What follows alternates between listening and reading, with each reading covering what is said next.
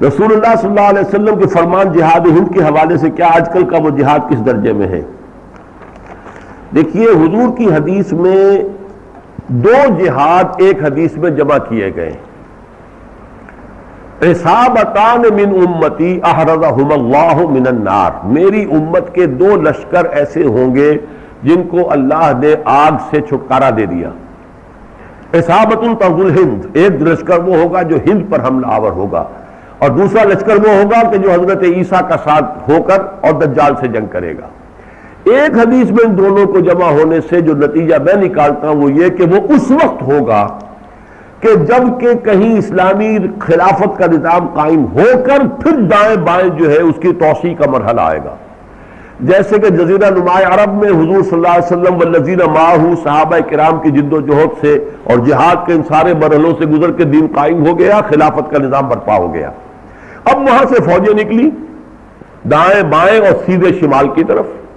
دائیں طرف عراق سے ہوتے ہوئے ایران اور دوسرے اور مشرق کی طرف، مغرب میں جو ہے شام سے ہوتے ہوئے مصر اور لیبیا اور بحر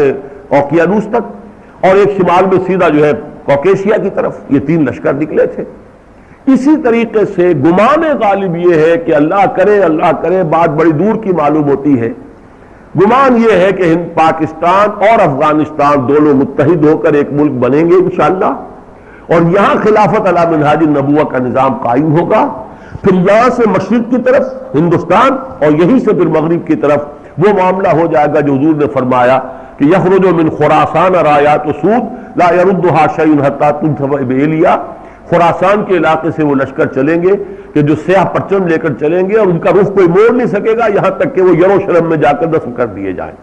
تو یروشلم کی بازیافت بھی پھر اسی وقت ہوگی،